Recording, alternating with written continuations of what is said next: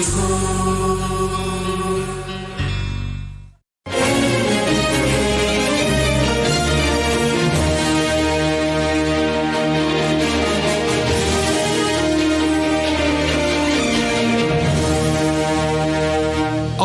9번에서 하는 KBS 뉴스9을 3시간 빨리 만나봅니다. 공동뉴스구역 KBS. 네, 엄경철 KBS 보도본부 통합뉴스룸 국장 모셨습니다. 국장님 어서 오세요. 네, 안녕하세요. 네, 연일 고생 많으십니다. 예. 국장님, 네. KBS의 보도 책임자가 아니라 언론인 한 분이신 엄경철 국장께 네. 여쭤보겠습니다. 이 천안의 이 우한 교민을 수용한다, 격리 예. 수용한다 이런 보도도 냈고요. 그리고 진천 그리고 아산의 장소를 바꾼다. 이런 과정에서 이것이 무슨 어떤 정치적 의도가 있는 것 아니냐라는 일부 종합일간지의 보도에 대해서는 어떤 생각을 갖고 계신지. 천안으로 간다는 걸 아마 중앙일보가 최초 보도를 했을 겁니다. 네, 공무원으로부터 정보를 듣고 보도한 것 같아요. 예, 네. 일단 그 보도의 가장 기본적인 문제는 사실 확인과 관련해서 익명성을 전제로 한 보도 같고요. 네. 그로 인해서 큰 혼란이 벌어졌고 네. 이로 인해서 지역 주민 여론이 호도돼서 네. 불필요한 반발을 부르고 네. 사회적으로 굉장히 큰 소모적 논란을 불렀다는 측면에서 네. 좀 책임 있는 특히 재난 보도와 관련해서는 네. 좀 문제가 많았다고 봅니다. 예, 알겠습니다. 언론계에서 이 문제는 굉장히 한번 두고두고 토론할 일이 아닌가 하는 생각이 들어서 여쭤봤습니다.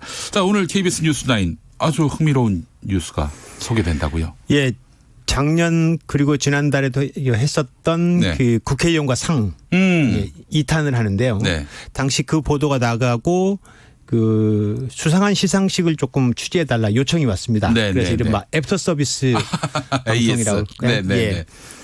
그 해마다 국정감사를 모니터링해서 국회의원들에게 우수 의원상을 주는 그 법률 소비자 연맹이라는 곳이 있습니다. 네, 네.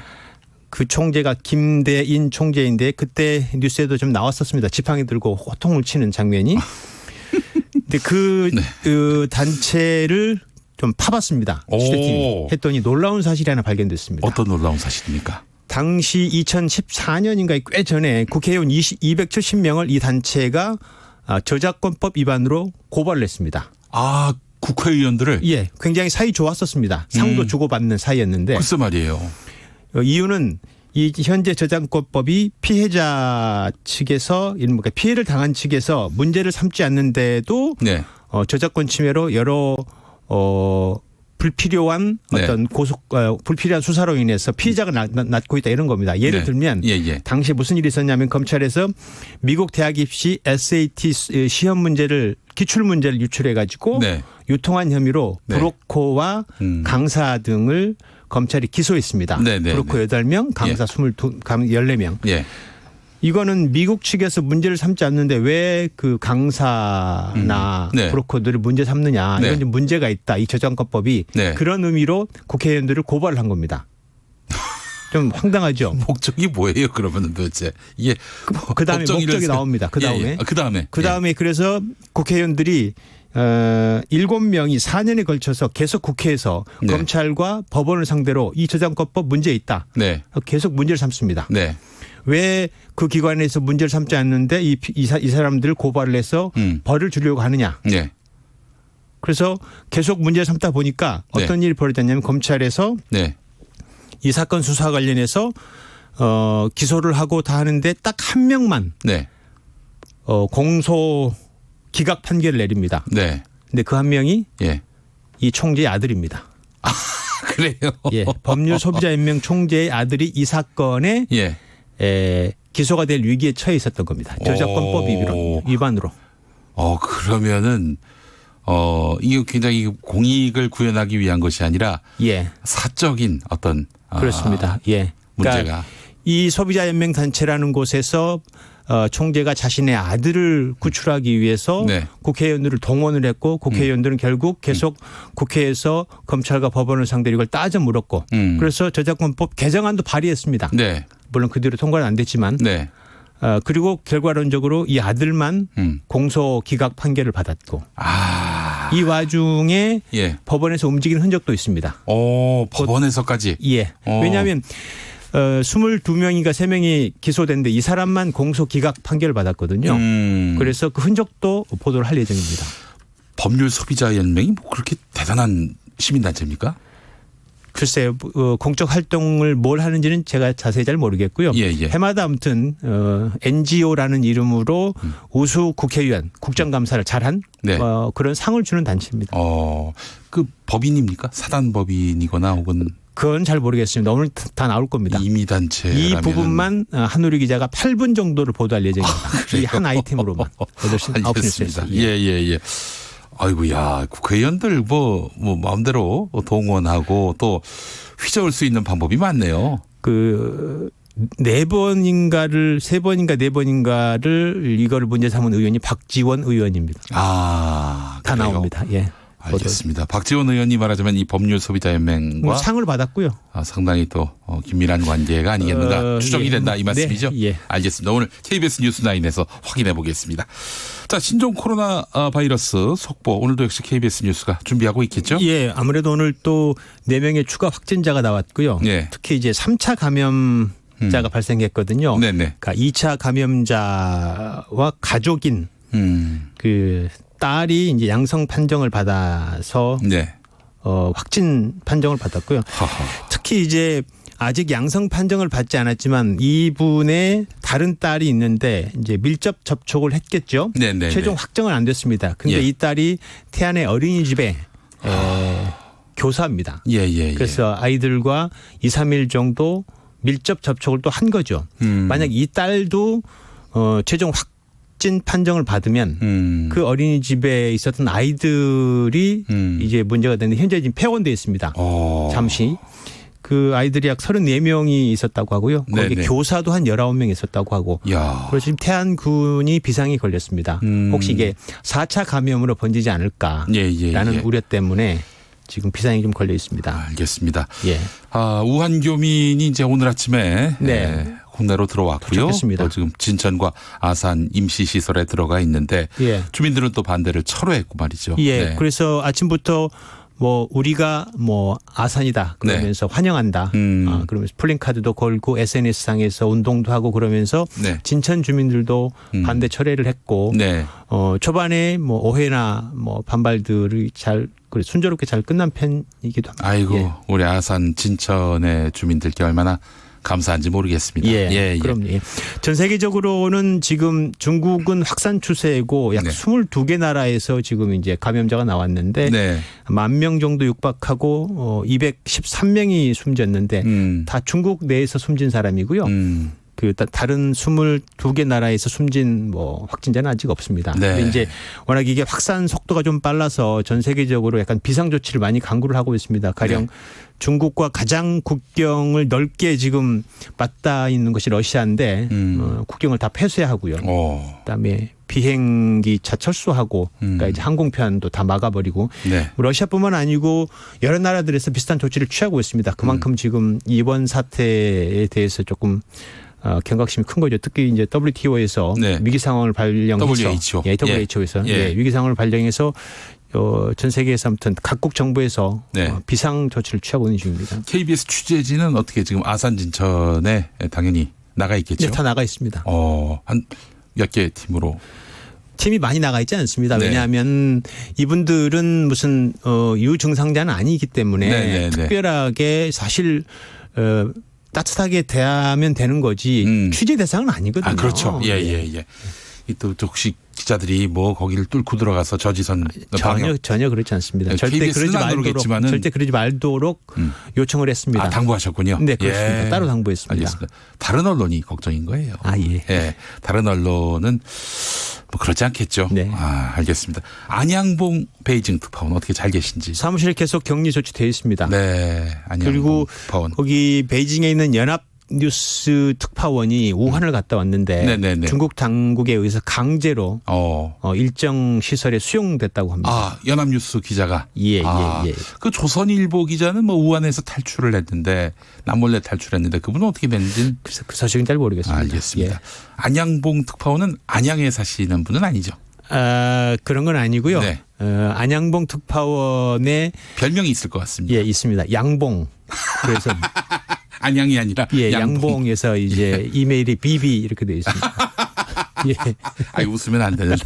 알겠습니다. 우리 안양봉 특파원의 쾌유.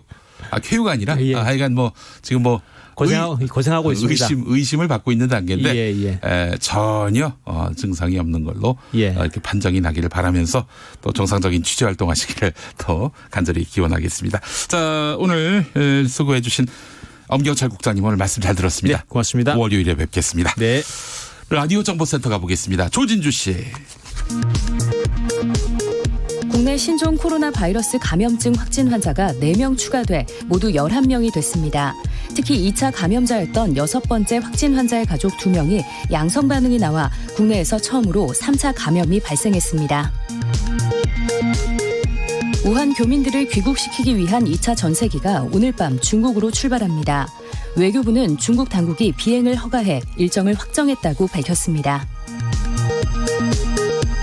국내에서 신종 코로나 바이러스 감염증 확진 환자가 추가로 나온 가운데 정부가 중국 우한을 방문한 종사자의 경우 입국 뒤 14일 동안 업무를 배제하는 조치를 취하기로 했습니다.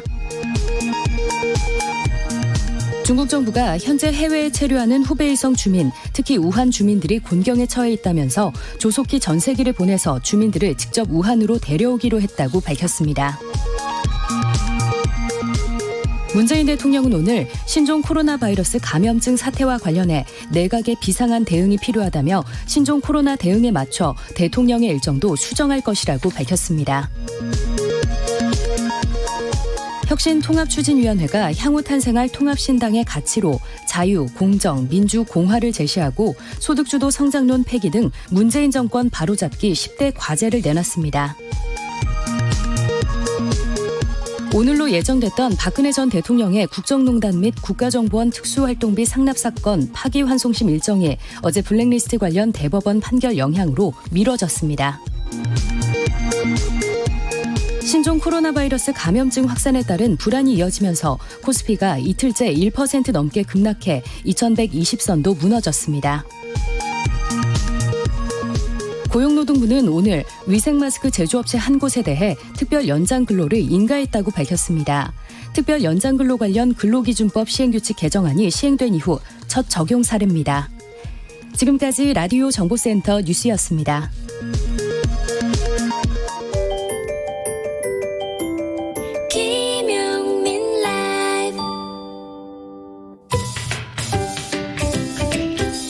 주간 인물평 말하기 전에 생각했나요? 온라인 미디어 직설의 정주식 편집장 어서 오십시오. 안녕하세요. 네, 말하기 전에 생각했나요? 오늘 만나볼 이야기 뭡니까? 안 그래도 코로나 바이러스 때문에 불안한 국민들의 마음을 더 심란하게 만드는 사람들이 있습니다. 아하. 첫 번째 소식은요. 코로나 바이러스 몰래카메라를 찍은 철없는 청년들의 소식입니다. 29일 오후 동대구역에서 네. 하얀 방진복을 입은 두 남자가 입을 막고 도망가는 한 남성을 쫓아가는 모습이 포착이 됐는데요. 이 광경을 보고 놀란 시민들이 경찰에 신고를 했고 출동한 경찰들에 의해서 남성들이 체포됐는데 알고 보니까 이들은 비슷해 보이즈라는 유튜브 채널을 운영하는 유튜버들이었어요. 네네. 비슷해 보이즈는 주로 몰래카메라 상황극 영상을 올리는 채널인데 구독자가 한 56만 명 정도 됩니다. 몰래 카메라로 특화된 유튜브였습니까? 예. 다음 날 비슷해 보이즈 채널에 사과 영상이 올라왔는데 이들은 왜 이걸 찍었냐는 질문에 이렇게 답했어요. 이게 장난 몰래 카메라가 아니라 진지하고 시사적인 내용을 전달하기 위해서 기획을 했고 바이러스에 약한 게 아니라 그 순간의 방심에 연약한 존재이지 않을까? 라는 의미를 담아내고 싶었다라고 했는데 이게 무슨 말인지 잘 모르겠어요. 다시 한번 뭐라고요? 그러니까 이 순간의 방심에 연약한 존재이지 않을까라는 의미를 담아내고 싶었다라는 말을 사과 영상에 담았는데 그게 참 해석이 잘 안 돼요. 그래서 사과 영상이 변명으로 일관했다 이런 비판이 다시 한번 쏟아졌고 네네네. 이들을 처벌할 것을 요구하는 청와대 국민청원까지 올라왔습니다. 근데 경찰이 이들을 체포를 했는데 처벌할 법적 근거가 없어서 그냥 엄중 경고 후 훈방 조치를 했다고 합니다. 그렇죠. 왜 그 옷을 입고 또 그렇게 저 도망을 갔는지 이걸 갖고 처벌할 수는 없으니까요. 그렇죠. 근데 네. 추측을 해보자면 네. 뭐 국민들의 공포심을 좀 그 활용을 해서 네. 뭐 어떤 영상의 조회수를 한번 올려보자 뭐 네. 이런 의도가 있지 않았을까라고 추측이 되고요. 이게 한때 이 영상이 SNS에서 빠르게 확산되면서 동대구역에 코로나 바이러스 환자가 나타났다는 이게 거짓 소문이 돌기도 했고 네네. 커뮤니티에서는 대구시에서 이게 모의 훈련을 실시한 거다 이런 또 가짜 소문이 돌기도 하면서 대구광역시 공식 SNS 계정에서 이게 사실이 아니다 이런 입장을 밝히기도 했습니다. 아유, 국민들이 지금 잔뜩 긴장하고 있는 이런 상황에서 장난이라도 이러면 안 되죠. 맞습니다. 예. 철이 없어도 너무 없는 것 같아요. 예. 그리고 또 잘못했으면은 뭐 군말하지 않고 저희가 뭐 하여튼 생각이 짧았습니다. 이러고 넘어가야지. 그걸 또 뭐 이런저런 그렇죠. 뭐 이런 논리로 면피하려고 그러면 또 국민들이 화가 나죠. 맞습니다. 그래서 사과 영상을 삭제하고 다시 자필로 할 말이 없다. 뭐 정말 잘못했다. 이제 진지하게 반성한다. 이런 또 사과문을 또 자필로 써서 올렸습니다. 하긴 뭐 이분들만이 아니라 유튜브는요 모든 이슈를 자극적으로 포장해가지고 맞아요. 보다는 많은 그 조회수를 유도하기 위해서 애를 쓰는데 말이죠. 이럴 때일수록 정말 자중자애해야 되지 않겠는가. 맞습니다. 네, 그렇습니다. 자중. 김용민 라이브의 그 모토입니다. 예, 알겠습니다. 자, 말하기 전에 생각했나요? 다음 주인공은 누굽니까? 이번엔 미국 소식입니다. 미국에는 철없는 장관이 있었어요. 그 윌버 로스 미국 상무장관이요.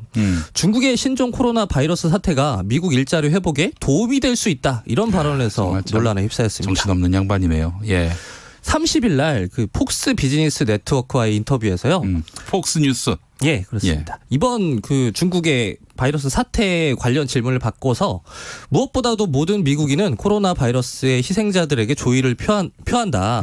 매우 유감스럽고 매우 악성인 질병을 두고 빅토리 랩을 하는 식의 이야기는 하고 싶지 않다 하면서 여기서 빅토리 랩이라는 건 뭐 스포츠 경기에서 이기고 난 다음에 이제 경기장을 도는 세리머니라고 해요. 그러니까 기뻐하고 싶지 않다 뭐 이런 뜻인데 그러고 나서 바로 문제의 발언이 나왔습니다.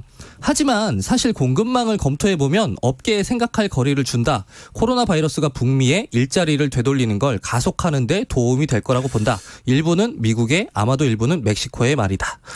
그 이제 중국에 있는 노동자들이 미국에 오고 멕시코로 간다. 뭐 그런 그렇습니다. 얘기입니까? 예. 이게 트럼프 행정부가요. 중국에 진출해 있는 미국 기업체들에게 그런 압박을 넣고 있습니다. 그러니까 미국으로 공장을 이전해서 여기서 이제 사업을 해라 이런 압박을 넣고 있는데 그 기조의 어떤 연장선상에서 해석을 할 수 있을 것 같아요. 이제 그들이 돌아오면 자국 내 일자리가 증가할 거다라는 해석인데요. 그리고 나서 다음 날 상무부 대변인이 이 논란에 대해서 다시 한번 입장을 밝혔는데 국민과 세계에 대한 진짜 위험을 오래 감춰온 나라와 사업을 하는 데 있어 그 영향을 고려하는 것도 중요하다라고 말을 해서 장관의 발언을 마치 두둔하는 듯한 입장을 내놔서 다시 한번 비판을 받고 있습니다. 참 정신없는 분들입니다. 이런 식으로 만약에 얘기한다면은 미국의 독감이 중국에게 기회다. 맞아요. 이런 식으로 중국의 상무장관급에 해당하는 관료가 얘기한다면 미국 가만히 있을 겁니까? 그렇죠. 이거는 자국민들 입장에서도 좀 창피한 일일 것 같아요. 이게 아무리 무역 전쟁이 중요하고 자국의 이익을 뭐 이렇게 보호한다고 하지만 장관이 다른 나라의 어떤 국가적 재난에 이렇게 기뻐하는 모습을 공공연하게 보여준다는 건 정말 자국민 입장에서도 참 민망한 일이지 않을까 생각이 됩니다. 네, 그래요. 자, 다음 만나볼 이야기는 뭡니까? 코로나 바이러스 사태 이후에 반중 정서를 자극해서 이걸 클릭 장사에 이용하는 그 언론의 보도 행태가 기승을 부리고 있습니다. 29일 헤럴드 경제가요. 대림동 차이나타운 가보니 가래침 뱉고 마스크 미착용 미생 불량 심각이라는 제목의 르뽀를 보도했는데요. 이런. 아이고. 기자들이 영등포구 이제 대림동 차이나타운에 이제 방문을 해서 풍경을 스케치를 했는데 일부를 읽어드리면 중국인이 밀집 지역인 대림동 차이나타운에는 신종 코로나 바이러스 감염증 유행에도 노상에 진열된 채 비위생적으로 판매하는 음식이 여전했으며 바닥에 침을 뱉는 행인들도 많았다.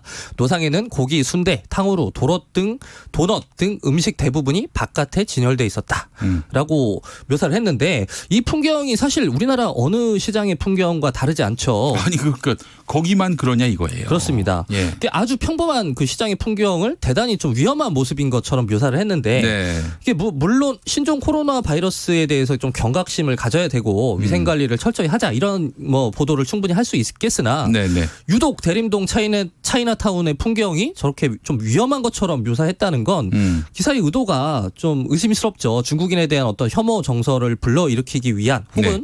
본인들이 평소 갖고 있었던 혐오 정서를 표출한 것이 아닌가 이런 의심이 드는 기사입니다. 예전에 어떤 영화도 보면은 뭐 구로동 지역 네. 그 제중동포가 많이 살고 또 화교분들이 많이 사는 이 동네가 뭐 우범지대인 양 맞아요. 이렇게 아주 정말 좀 무리하게 일반화하는 이런 보도 행태를 보였는데 말이죠. 맞습니다. 범죄도시 그런 영화가 있었는데 예. 언론의 보도 행태도 마찬가지입니다. 맞습니다. 사실. 네. 예, 21일 날 SBS는요 주영진의 뉴스 브리핑에서 중국에 거주하고 있는 한국 시민과 전화 연결을 했는데요. 네. 중국인들이 신종 코로나 바이러스를 치료하러 일부러 한국에 가고 있다 이런 인터뷰를 아무런 그 검증도 없이 내보냈다가 비판이 일자 기사를 삭제했습니다. 하하, 참. 이 기사를 보고 한국대 민경욱 의원이 본인의 SNS에 다시 한번 그 또 언급을 하면서 확산이 됐는데 되기도 했고요. 또 SBS는 26일에 또다시 그 페이스북 페이지에요. 중국인 입국을 금지해달라는 청와대 국민청원 관련 기사를 포스팅하면서 미세먼지에 이어서 코로나까지 수출하는 중국이라는 코멘트를 달았어요.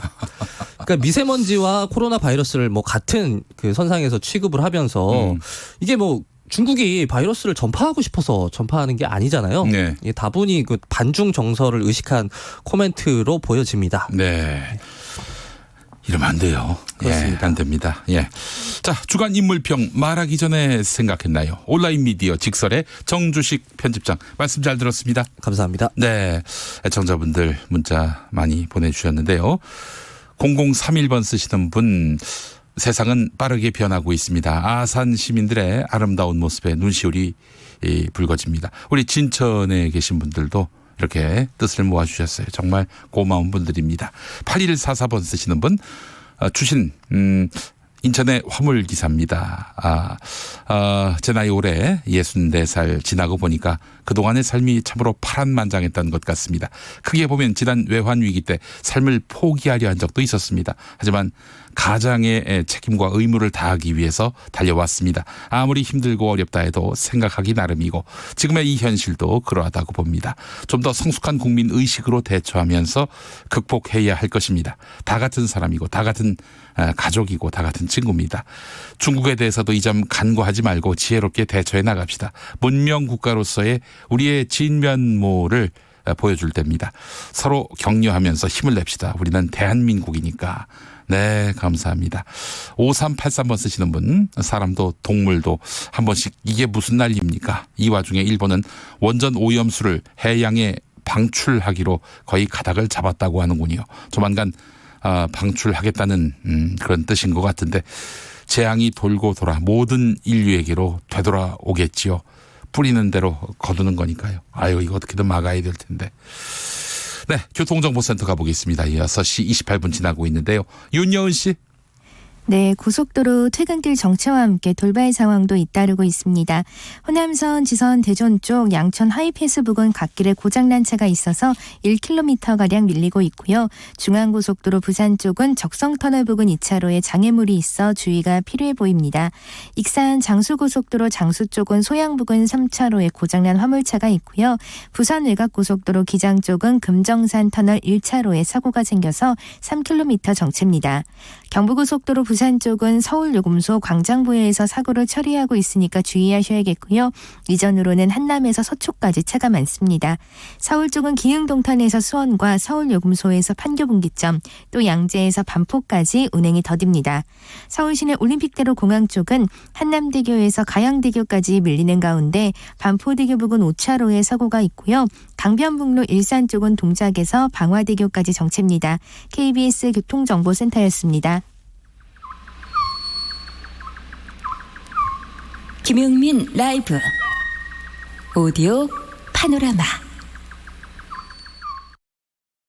중국인의 대한민국 입국을 즉각 금지하고 우한 폐렴 사태 이후에 입국한 중국인 관광객을 모두 송환 조치하라. 조경태 자유한국당 최고위원.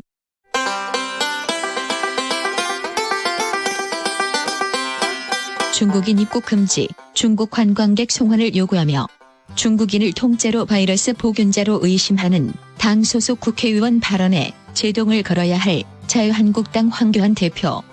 도리어 중국인 입국 금지 청원자가 삽시간에 50만 명이나 돌파한 사실을 정부는 무겁게 받아들여야 할 것입니다. 고질적인 중국 눈치 보기에 국민의 불신은 더욱 깊어집니다. 발끈하는 더불어민주당 박찬대 원내대변인. 재난을 정치 쟁점화하려는 시도를 보이고 있어 유감스럽습니다. 중국인 포비아까지 확산시키고 있다는 우려가 있습니다. 일희찬 당대표. 정부가 투명하게 공개하고 있으니 과도하게 불안을 부추기거나 불확실한 가짜뉴스에 속지 않으시길 바랍니다. 중국 국적자를 막으면 무슨 일이 벌어질까? 유시민 노무현 재단 이사장이 진행하는 유튜브 방송 알릴레오에 나온 이재갑 한림대 성심병원 감염내과 교수. 우리나라에 들어왔어요. 근데 우리나라 내에서 그 사람이 만약에 내가 거기서 온 거를 걸리게 되면 이 사람은 우리나라에서는 거의 번제자 취급받잖아요. 그럼 그 사람 입장에서는 증상이 심해져도 숨어 다녀야지. 숨어 다녀야 돼요. 아, 오히려 이제 한번 자기가 이제 법을 어기고 입국을 했으니까 그런 거죠. 병원 갈 수가 그렇게 없네요. 되면 우리나라의 지역 사회의 전파를 차단할 수 있는 루트를 다 잃어버리는 상황이 되는. 음성화된다는 거죠. 외국 사람들이 우리나라 들어왔을 때 적어도 그 나라에서는 문제가 생기더라도 치료를 잘해주더라. 우리 메르스 때문에 한참 앓을 때 한국인 입국을 거부한 나라가 있었나요? 없었어요. 그러니까 없었어요? 언급조차도 없었어요. 근데 우리는 요 며칠 그런 얘기가 꽤 많이 나오네요. 이재갑 교수.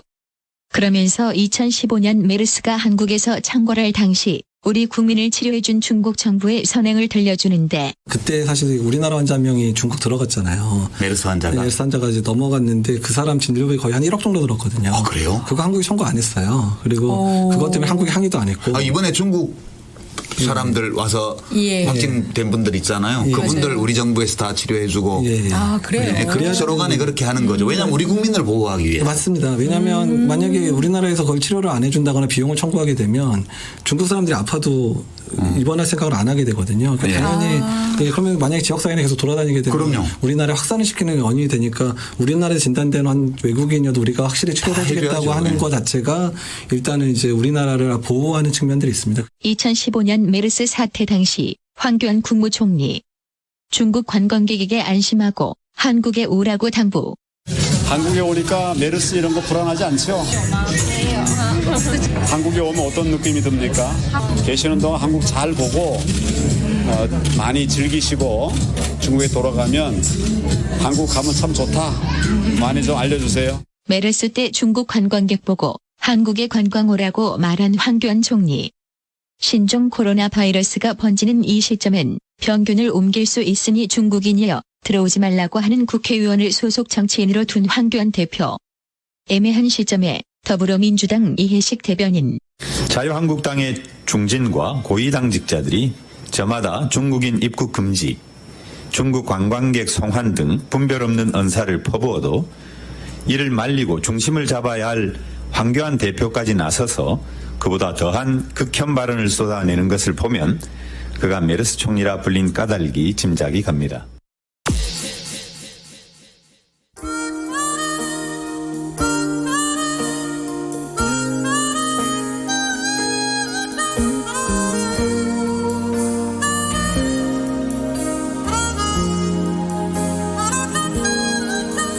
And I never thought I'd feel this way. And as far as I'm concerned, I'm glad I got the chance to say that I do believe I love you. And if I should ever go away, well then close your eyes and try to feel the way we do today.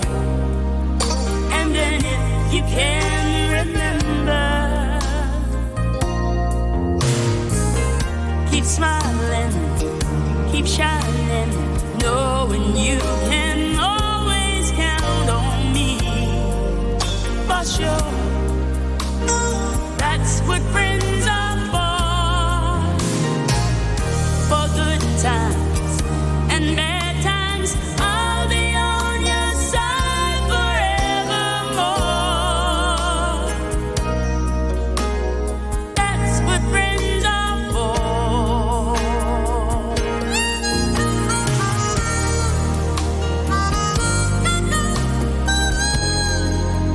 Well, you came and opened me, and now there's so much more I see.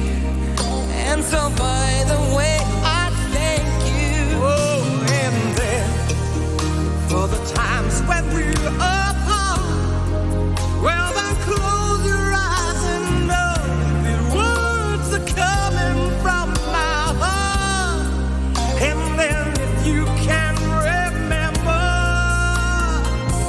oh, keep smiling, keep shining, knowing you can always count on me. For sure, that's what friends are for. In good times, in bad times, I'll be on your side forevermore. Oh, that's what friends are for.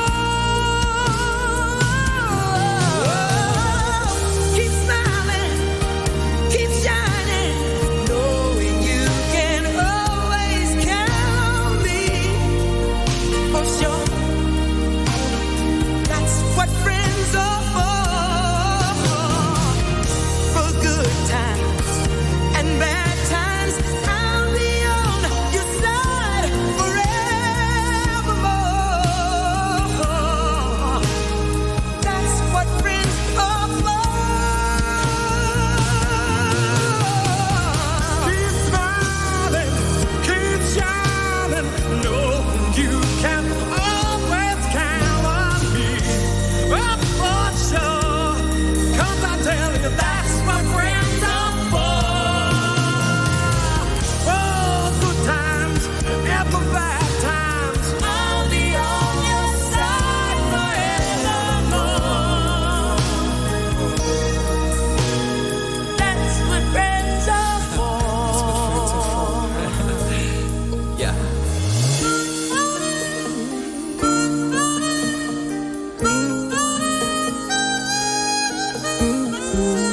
Only for sure. I don't need for sure. I don't need for sure. Friends are for. Keep smiling, keep shining. 네, 디온 워윅 그리고 스티비 원더가 함께 부른 노래였습니다.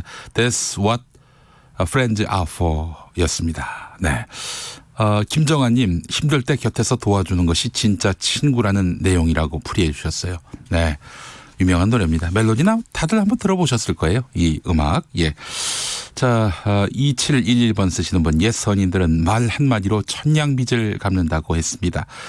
신종 코로나 바이러스 사태를 보니 국민은 말 한마디 실수를 만회하려고 하는데 정치인들은 말 한마디 천냥빚을 더 지고 있으니 언제 정신 차릴지 선거에 너무 몰두하지 마시고 본분에 충실하게 일 좀 하십시오라는 의견 보내주셨습니다. 자, 오늘 그 퀴즈 정답은 부산행이었습니다. 부산행. 자, 정답 많이 보내셨나 볼까요? 김도균님, 좀비행. 9360번 쓰시는 분, 82년생 김지영. 네, 그래요. 코로나 바이러스 무서워서 택시만 타고 다니느라 돈이 와르르 나가네요. 라고 하셨습니다. 네. 아이고, 그래요. 6251번 쓰시는 분, 정답 사랑방 손님. 자, 라오님, 정답 천만다행. 아, 부산행이 아니라 천만다행. 9931번 쓰시는 분, 행님요, 부산행요. 아, 맞히셨습니다. 그리고 3354번 쓰시는 분, 영웅본색. 3208번 쓰시는 분, 합정역 5번 출구. 자, 그리고 김소향님, 부산행, 여의도행, 반포에서 여의도 방향 엄청 막히네요. 라고 하셨습니다. 아, 부산행이라고 하셨으니까 정답 처리해 드리겠습니다. 5743번 쓰시는 분 정답 부산행. 광주에서는 6시 5분부터 들었는데 오늘은 출장이라 전주 방송을 듣고 있네요. 라고 하셨습니다. 네, KBS 전주 방송 총국은 5시 5분부터 쭉 저희 방송 내보내고 있습니다. 그래서 모악산에서 쏘고 있는 KBS 전주 1라디오로는 김용민 라이브 1, 2부 다 들으실 수 있어요. 네.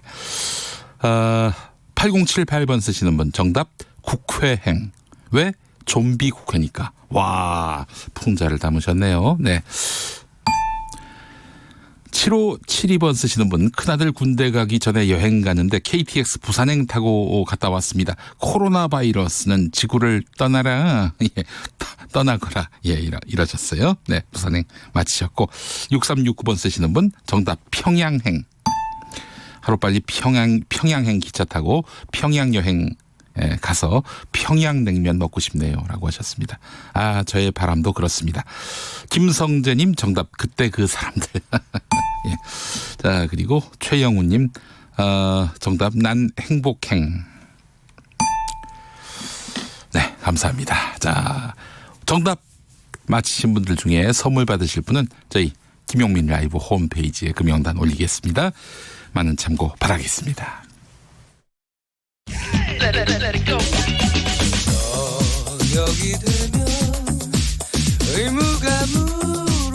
김용민 라이브를 듣고 계시죠? 처음에 만난 그 느낌.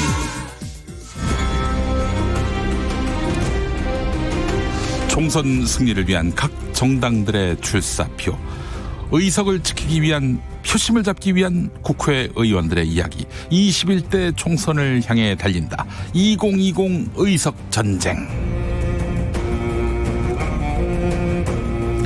KBS 1라디오 주말 아침 10시 5분부터 방송하는 뉴스월드 최영일입니다의 진행자 최영일 평론가 오셨습니다. 안녕하세요. 주말엔 예. 진행자, 주중엔 예언자. 아유, 예. 나무를 치세요. 예, 예. 죄송합니다. 예. 잠시 제가 이성을 잃어가지고. 네. 그래요. 예언자 함부로 참칭하지 마시고. 아, 그러네요. 예, 예. 네. 겸손한 마음으로. 겸손한 마음으로. 알겠습니다. 현재 각 정당 의석수 체크해 보겠습니다. 네, 어마어마합니다. 잘 들어주세요. 네. 원내 교섭단체. 자, 여당, 더불어민주당 이 129석 그대로고요. 네. 자유한국당 현재까지는 108석. 네. 그런데 108석인데 네. 위성정당, 미래한국당이 창당되면 네. 요게 좀 분산될 수 있습니다. 그래도 자유한국당 제2당 그 지위를 2당의 지위가 빠지지 않을 거예요. 의석이 좀 조정되겠죠. 네네. 한 20석은 뺀다는 거 아닙니까? 불출마 의원 20석쯤 빼야 3당 위치로 올라간단 말이죠. 네네네. 지금 현재 3당은 바른미래당 20석 네. 아슬아슬하게 교섭단체에 들어있는데 네. 자, 곧 안철수 신당이 2월 초에 창당 예정이라 하니 네. 그러면은 이게 또 분산될 가능성이 있습니다. 근데 이제 지역구 국회의원이 지금 권은희 의원만 지금 네, 함께 호남, 할 광주. 것처럼 보이는데 네. 권은희 의원 한 명 빠지면은 이제 19석. 그러니까 교섭단체에선 허물어지죠. 자, 그런데 이 바른미래당과 네. 예컨대 대한신당, 민주평화당, 네. 국민의당이 뿌리를 둔 이 원래. 당이 바른미래당과 합당한다면은 다시 또 20석 이상의 의석을 확보할 수 있지 않겠어요? 가능합니다. 그 가능성도 지금 열려 있고요. 열려 있습니다. 대한신당은 그 제안을 하고 있죠. 자, 새로운 보수당 8석, 대한신당 7석, 정의당 6석, 민주평화당 4석, 우리공화당 2석, 민중당 1석, 네. 새로 생긴 미래를 향한 전진 4.0 이 줄여서 전진당 네, 이현주 대표 네. 의원 1석. 자, 무소속이 9석입니다. 네. 여기에 이제 아까 말씀드린 대로 미래한국당과 안철수 신당이 지금 또 이제 변수로 있기 때문에 네네. 야, 지금 원내 정당만 무소속 빼고 10개입니다. 앞으로 12개쯤까지 늘어날 가능성도 있다. 아, 그래요. 예언이 불가하죠. 네, 이렇게 네. 당이 많아진 이유는 역시 선거제도 개편. 네, 그래서 맞습니다. 한 3%만 투표를 해도 투표하면 뭐 한 5석 가져갈 수 의석을 있는. 확보한다. 네. 그래요. 근데 이제 얼마나 안철수 전 의원을 따라가느냐 이것도 변수겠고요. 네. 근데 지금 안철수 전 대표는 뭐 본인은 보수통합 쪽에는 합류하지 않겠다 이렇게 밝혔지만 안철수 전 대표와 정치적 의사를 같이 했던 문병호, 네. 김영환, 뭐 김근식 네. 이런 분들은 또 지금 저쪽 보수 통합 혁통위에 참여하고 있다. 테이블에 지금 네. 함께하고 있고요. 맞습니다. 그래서 또 지금 마치 안철수 전 대표가 이쪽으로 올 것이다라는 식으로 네. 또 그 뉘앙스를 잔뜩 풍기면서 발언하고 있고요. 가능성은 열려 있다. 근데 이제 문제는 뭐냐면 네. 안철수 전 대표가 호기롭게 네. 자 바른미래당을 노크했지만 손학규 대표의 거절을 받고 이해 불가라는 말을 남기면서 창당 선언을 했단 말이에요. 아니 이거 한번 좀 네. 얘기해 봤으면 좋겠습니다. 아니 그렇게 허망하게 그 바른미래당의 당권을 그렇게 포기할 수 있을까 싶더라고요. 아니 뭐 좀 시끄럽고 뭐 좀 논란을 이야기할 수도 있겠지만 네. 그 손학규 그 대표한테 아니 이 당의 오너는 납니다. 네. 지배주는 납니다. 지금 저기 솔직히 뭐 이런 얘기해서 죄송하지만 바지 사장님이 그저 거기서 지금 주인 노릇하면 이거 되겠습니까? 그 이야기를 손학규 대표가 먼저 한 거예요. 해버린 거예요. 뭐냐면 이 작은 중소기업의 오너가 CEO라고 하면 이제 월급쟁이 사장 전문 경영인을 내치듯이 나에게 지금 해고 통보하듯 했다. 이게 기업은 그렇게 할 수 있을지 모르지만 정당은 그렇게 하는 게 아닙니다.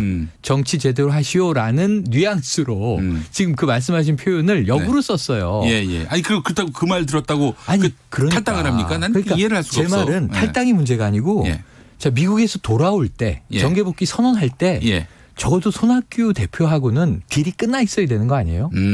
전화상으로든 중재자 인편으로든 아니 이게 판정리가 돼 있고 들어와서 자 바른미래당을 접수하고 나의 신당의 꿈은 바른미래당이 아닙니다. 이건 플랫폼이고요. 그분 IT 전문가시잖아요. 이 플랫폼을 확장해서 적어도 중도 실용주의 노선 정당을 이만큼 모으겠고 과거에 나왔지만 실현되지 못했던 중도 제3지대 빅텐트를 이제 펼칩니다. 해도 사람들이 들었던 얘기인데 지금 그럴 상황인데 아니 혈혈단신 돌아와서 그 자신이 세운 당에 가서 현재 당대표에게 털어주세요. 그랬는데 싫어요. 그러니까 싫어요. 탈당. 지금 나한테 갑질하는 겁니까? 손학규 대표가 이런 식으로. 이런 분위기죠. 그러니까 물어본 거 아니에요. 그러니까 그 안철수 대표는 제가 갑쳤습니까? 안 쳤습니까? 뭐 그러니까 이렇게 지금 반문하듯이 오너가 사직하고 나가는 경우가 어디 있어요? 오너가 아닌 것으로 확인한 거죠. 참 특이한 그런 양상인데. 저는 돌아와서 일주일이 지나서 설명절 마지막 날 손 대표를 만나고 이談판은 결렬로 끝나고 거절당한 안 전 대표는 탈당해서 이제 2월 초에 신당 만든다고 깃발을 들었는데 지금 그럼 어떻게 되냐 하면 이제 총선 70일 전이에요. 두 달하고 한 뭐 불과 열흘, 일주일 이렇게 남아요. 언제 신당을 만들어서 언제 세를 규합해서 언제 유권자들에게 알리고 지금 3월 24일에는요. 본선 후보들이 쫙 줄 서 있어야 돼요. 그렇죠. 그리고 250개 지역구를 포함해서 적어도 뭐 좋아요. 다 출마 못할 수도 있죠. 그럼 전략 지역구에서 적어도 20석 이상 이 국민의당 때를 생각해 보면 한 40석 이상 정당을 만들어야 되는 거 아닙니까? 이게 지금 두 달 플러스 뭐 한 일주일에 가능하겠습니까? 그래서 저는 아까 이번에도 또 보수통합에 관심 없습니다. 두 번째 얘기했거든요. 그런데 갈 가능성 길은 열려 있다. 그 중간에서 안철수 대표를 필요로 하는 뭐 오늘도 또 이 보수 대통합을 위한 혁통위에서는 러브콜을 또 보냈어요. 그래요. 러브콜을 보냈는데 어떻게 응할 가능성이 있다고 보세요? 응할 가능성은 열려 있다. 열려 있다. 그러니까 왜냐하면 정말 이번에 정계 복귀하고 한 몇 주 만에 신당 창당이 잘 안 되네요 하고 철수하면 이번에 포기하면 정계는 끝입니다. 그다음에 더 이상 정치는 할 수 없다. 재기 가능성이 있겠습니까? 그러니까 이번이 마지막 승부예요. 저는 그래서 총선 때 안 돌아온다고 계속 예측을 했어요. 이 바로 대권으로 가는구나. 총선 때 와서 역할할 공간이 별로 보이지 않는다. 그렇죠. 그런데 돌아왔을 때는 뭔가 빅 플랜이 있나 보다. 플랜이 지금 하나도 없어요. 그러니까 신당 창당한다. 이 실용주의 중도 노선 이거 말고 없어요. 그리고 예전에 이제 새정치 때 얘기했던 이야기만 하고 있는 거예요. 이게 진정성일 수도 있어요. 제가 꼭 폄훼하지는 않았으면 좋겠다 이런 저 한쪽 마음의 생각이 있어요. 네. 이게 진정성이라면 그 진정성을 펼칠 틀이 있어야 되는데 보이지 않는다. 만약에 이 야심이 더 우선이라면 진정성보다 네. 보수 통합에 풍덩 뛰어들 가능성이 높은데 아직까지 좀 주춤주춤하고 있단 말이에요. 네네. 하지만 등 떠밀려서 가게 되면 그건 또 무슨 모양새냐. 네. 그래서 지금 좀 안타까움이 커지고 있는데 예. 마지막 이제 빅플랜이 한번 2월 초에 펼쳐질지 네. 한 일주일 더 지켜보죠. 예, 알겠습니다. 뭐 총선에 뭐 여러 가능성 다 열려 있어요. 지금 변수가 많습니다. 네. 굉장히 복잡하잖아요. 예측 불가한데 그럼에도 불구하고 지금 뭐 이 보수대 통합은 한 가지는 알아요. 이분들이. 네. 뭉치지 않으면 이기지 못한다는 건 알아요. 그래서 오늘 1차 대국민 보고 대회를 열어서 어떻게 문재인 정부를 바로잡을 것인가에 대한 10가지 과제를 필두로 같이 비전들을 표방했는데 혁신통합추진위원회 네. 1차 국민보고대회 네. 있었어요. 일단은 지금 순항하고 있는 것 같습니다. 아닙니다. 아니에요? 아직 모릅니다. 아직 몰라요? 네네. 생각해 보세요. 우리 자유한국당하고 그 새로운 보수당이 테이블을 열었다는 것만으로도 굉장히 진전된 거 아닙니까? 일단 오늘 보고대회는 유승민 의원 없는 반쪽 출범 이렇게 이야기를 했어요. 그래요? 예. 근데 그 대신 이제 하태경 이 책임 대표가 현재 참여를 했죠. 네. 그런데 유승민 의원이 이제 보이지 않았다는 것에 언론들이 좀 주목을 하고 있고 네. 자, 그 양당 간에는 뭔가 이제 지금 통합 가능성이 흘러가는데 자, 지금 우리공화당 논의는 없습니다. 그런데 오늘 이런 얘기가 나왔어요. 네. 자, 김문수 전 이 경기도지사 전 의원과 네. 전광훈 목사가 신당 창당을 선언했죠. 오늘 보수대 통합 자리에 없었어요. 네. 그럼 뭘 만드느냐. 자유통일당을 만들겠다라고 선언을 했습니다. 네. 이거 지금 원외 정당이에요. 그런데 이쪽에도 지금 이 혁통위가 러브콜을 보냈어요. 황교안 대표도 러브콜을 보냈어요. 네. 자, 생각해 보세요. 지금 유승민 의원계 새로운 보수당과 정광훈 목사 김문수 전 도지사가 네. 함께하는 모습이 그려지십니까? 이거 그러면은 뭐죠? 탄핵 기간 건넜나요? 개혁 보수인가요? 바다를 건넌 것 같은데요. 또 헌집 허물고 새집 짓나요? 그러니까 오늘도 하태경 책임 대표는 딱 한마디 했어요. 네. 자, 우리가 제시했던 보수통합의 3원칙, 혁통위가 제시한 6원칙 네. 이것만 명심하고 간다면 이 대단한 성과를 거둘 것이다. 네. 된다. 이렇게 선언했는데 이 정체성에 대한 전제가 있는 것이고 탄핵, 개혁, 헌집 허물고 새집 짓기 여기에 지금 예를 들면 우리공화당 두 의원 합류할 것인가 네. 또 신당 창당하는 건 정광훈 목사의 광화문 광장 세력 합류할 것인가 네. 김문수 전 지사 합류할 것인가 여기에 유승민 의원도 있고 안철수 전 대표도 있는 그림을 그려보면 네. 정체성을 국민들이 납득할 수 있겠는가. 이걸 어벤져스라고 부를 수 있는 것인가. 예. 중도 보수 통합에. 네. 조선일보 최보식 선임 기자의 오늘 칼럼을 보니까요. 제목이 이렇습니다. 조선일보를 보시는군요. 오늘 아주 재미있는 네네. 칼럼이 실렸어요. 김문수와 전광훈은 발을 잘못 내디디고 있다. 네. 이런 내용인데 작년 10월에 최보식 기자가 전광훈 목사를 인터뷰하러 광화문에 갔는데 네. 집회 현장에 늦게 도착을 했어요. 전광훈 목사가. 그때 전광훈 목사 했던 말이 출발하려고 하는데 취재진이 빙 둘러쌌다. 내가 스타가 됐다. 전국에서 사람들이 나를 보겠다면서 온다. 이렇게 얘기하니까 최보식 기자가 문재인 정권에 대해서 화가 나서 광화문에 몰려 나왔지 목사님을 보러 온 것이 아니다. 그걸 착각하면 안 된다라고 말하니까 전광훈 목사가 적어도 80%는 나를 보러 왔다. 이렇게 말을 했는데 최보식 기자가 이에 대해서 분노하는 국민을 위해서 자리를 깔아주는 역할을 맡았다고 생각하라. 자신을 과대평가하면 파국이 시작된다. 이렇게 얘기했다는 거예요. 그러면서 최보식 기자는 더 많은 표를 얻고 이들의 표를 분산시키지 않으려면 보수가 상황을 객관적으로 파악하고 제대로 된 길을 가야 한다. 태극기 세력은 문재인 정권에 맞서 가장 힘들게 싸웠지만 현실에서는 직장인이나 젊은 세대의 공감을 이끌어내지 못한 점도 받아들여야 한다. 배타적 신념이 오히려 문재인 정권의 유지를 도와줄 수 있다는 점도 생각해 봐야 한다. 그러니까 나름 면전에서 날카로운 비판을 했네요. 네, 다 합쳐야 된다. 이런 얘기예요. 한마디로. 통합의 길로 가야 한다라고 주장을 했는데 지금 말씀하신 대로 좀 뭐랄까요? 이 정광훈 목사는 본인의 인기, 본인에 대한 열광 이걸 또 좀 하나의 세력화해서 끌고 갈 수 있다고 이제 생각하는 것 같죠. 지금 현재는 어쨌든 참여하지 않았는데 통합의 주류 쪽에서 참여하라고 또 이쪽도 러브콜을 보내고 있는 상황이에요. 예. 어떻게 될지는 지켜봐야겠습니다만. 만약에 뭐 이거는 참 상상하기 쉽지 않은 그런 네. 그림인데 전광훈 목사까지 다 끌어안는 네. 보수 통합. 새로운 보수당이 같이 갈까요? 그게 제가 아까 말씀드린 거예요. 이 보수라고 이름 붙인 세력이 뭐 가장 극단적인 강성우에서 중도까지 쭉 스펙트럼이 존재하는데 이들이 함께 할 수 있겠는가 하는데 그 중간 어디에 강한 이 낭떠러지 절벽이 이 고리 그들을 막고 있다니까요. 네. 그게 박근혜 전 대통령에 대한 입장 정리, 탄핵에 대한 입장 정리인데 네. 지금 전혀 다른 이야기들을 이분들이 해오지 않았습니까? 그 유승민 의원이 탄핵은 잘못된 것이었다라고 고백할까요?